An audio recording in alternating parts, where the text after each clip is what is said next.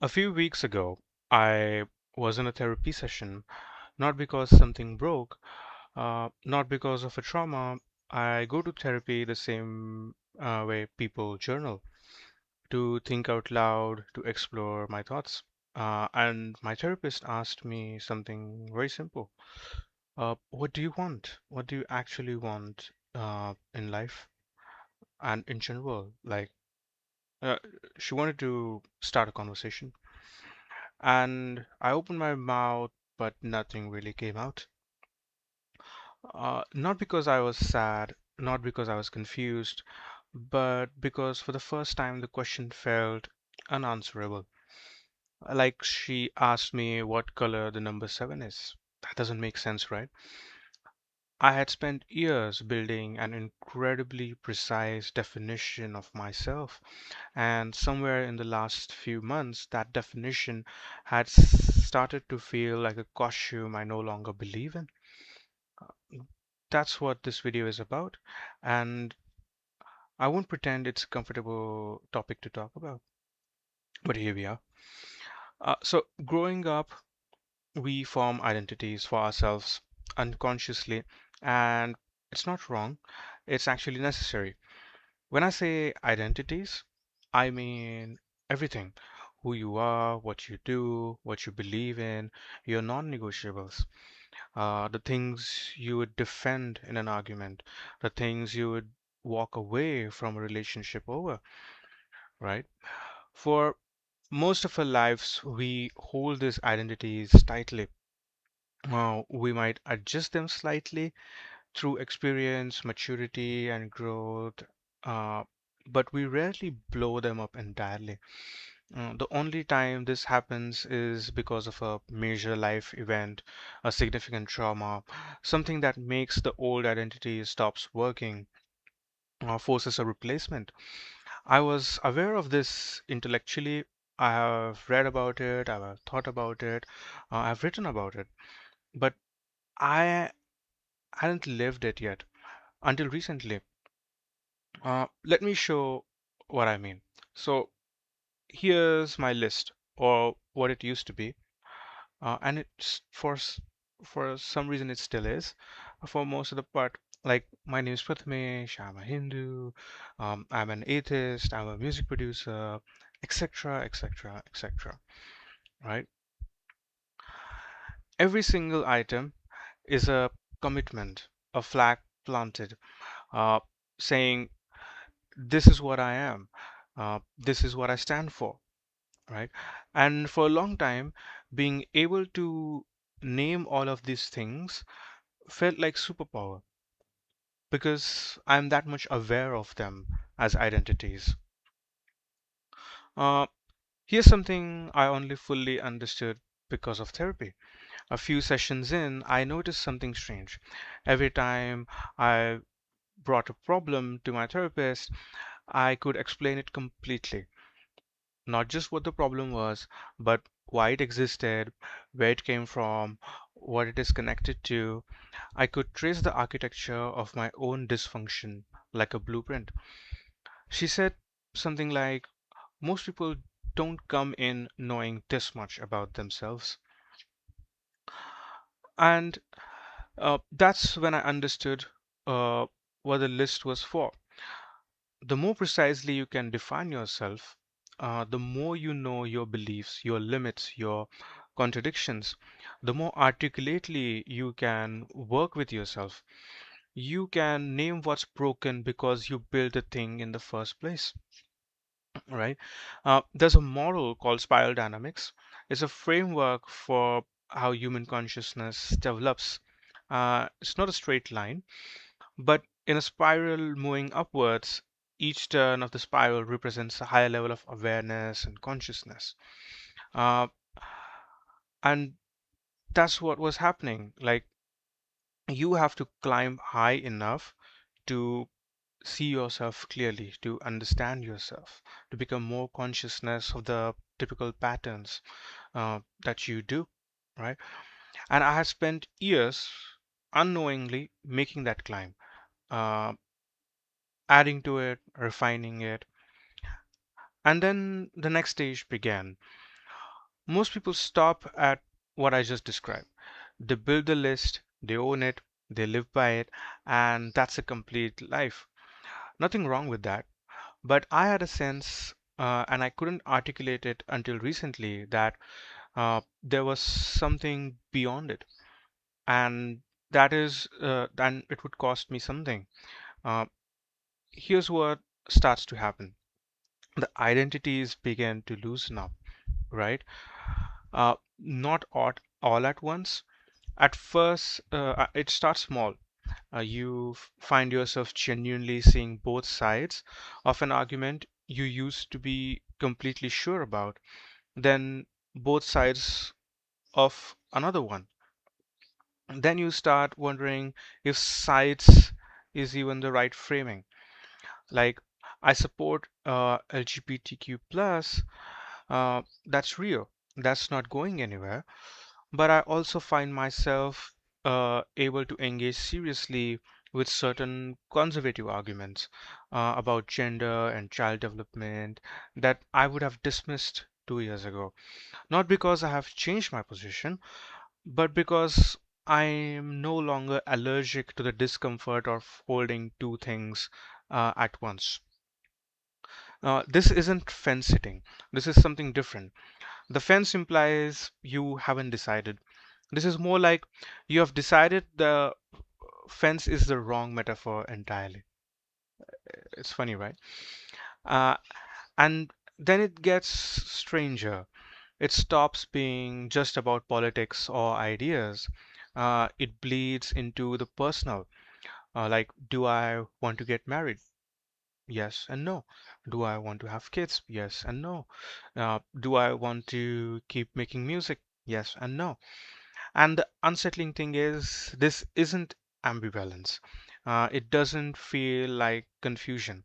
It feels like the question itself has stopped making sense, like being asked which side of a circle is the inside, right? Uh, Here's a word I keep coming back to: cringe. And I don't mean it as an internet slang or typical cringe meaning. I mean specific discomfort. Uh, Watching someone be completely unironically consumed by a single identity.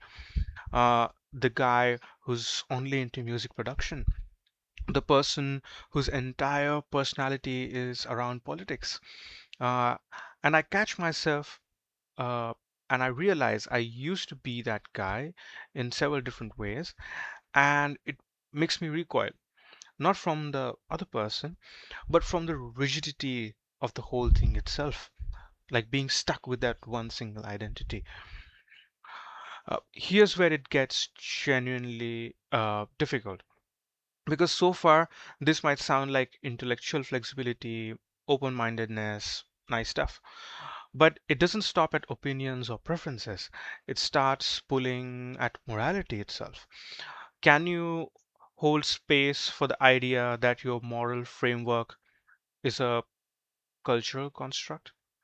Uh, that in a different time, a different place, born into a different set of conditions, you would hold entirely different convictions with equal certainty? That's a thing to question about, right? Like, most people can tolerate that question at arm's length, at a philosophical hypothesis. But what happens when it comes close? When you are not theorizing about morality, but actually watching your own moral certainty dissolve? I want to be honest about something. I'm not there yet, not fully, and I'm not sure fully is even the destination. But here's what I can tell you: the closer I get to being genuinely non judgmental, the more I notice how much of what I called ethics was just preference dressed up in principle. I didn't like certain things, and I built a moral framework around not liking them. That's the uncomfortable truth to sit with. And I want to flag something before moving on. This is not a call to immorality. We live in a society, moral frameworks exist for real reasons, uh, evolutionary, social, practical reasons. The fact that morality is constructed doesn't make it invalid, right? It just means you are holding it with hands, open hands instead of clenched fist. So, where does that leave me? Honestly, in a weird place. I don't feel anchored to any fixed identity right now. Not in a crisis way, more like standing in a room where all the furniture has been moved and I'm relearning the space. Some days it feels like clarity, other days it just feels like emptiness dressed up as insight. The most honest thing I can say is I don't know if I'm becoming something better or just becoming harder to know, right? I need to talk about the cost because I think m- most content in this space skip this part or treats it like a footnote, isn't it? When you stop having a fixed identity, you become ambiguous to other people, and people want clarity. They want to know what you stand for, what group you belong to, and what to expect from you, right? If I go to a music production meetup and I deeply identify as a music producer, I have that instant community, shared language, shared values, a sense of belonging.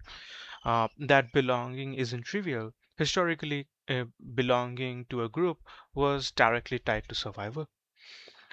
If I go to that same meetup with no fixed sense of what I am a pleasant company, but I'm not really there, right?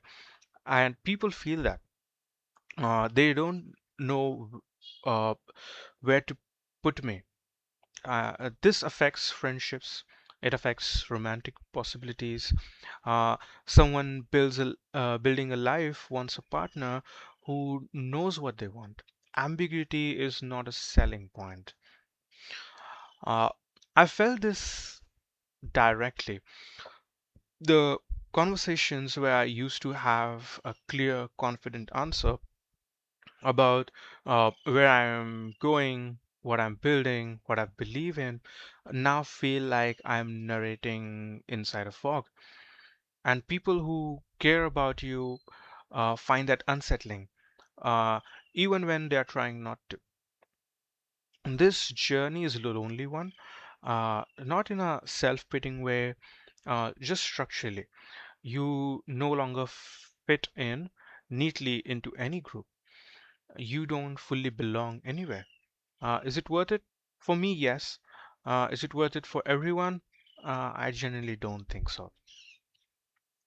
So, what happens on the other side of this, you might question? Uh, if I'm reading this trajectory correctly, I'm partly guessing because I'm in the middle of it. The destination isn't rejection of everything, it's not becoming some blank, identityless void. Uh, it's something more like genuine flexibility, the ability to fully inhabit any perspective without being trapped in it, to understand the position from the inside without needing to own it permanently. Uh, I had a moment a few weeks ago, briefly, probably won't make sense out of context, where I was listening to a piece of music I had made a years ago, a version of myself I have largely moved past. And instead of cringing or feeling nostalgic, I just appreciated it fully without needing to be that person or reject him. Uh, it lasted maybe 30 seconds, but it felt like something. Maybe that's what this is pointing towards. Not transcendence, not enlightenment, just the capacity to be present with things without needing to own or disown them. Uh, and the pursuit of that, even if you never fully arrive, seems worth organizing a life around. Uh, I want to end with something honest. Writing this was harder than I expected, not because the ideas are difficult, but because putting them down made me realize how mid-process I am. This isn't a video from the other side. This is a dispatch from somewhere in the middle.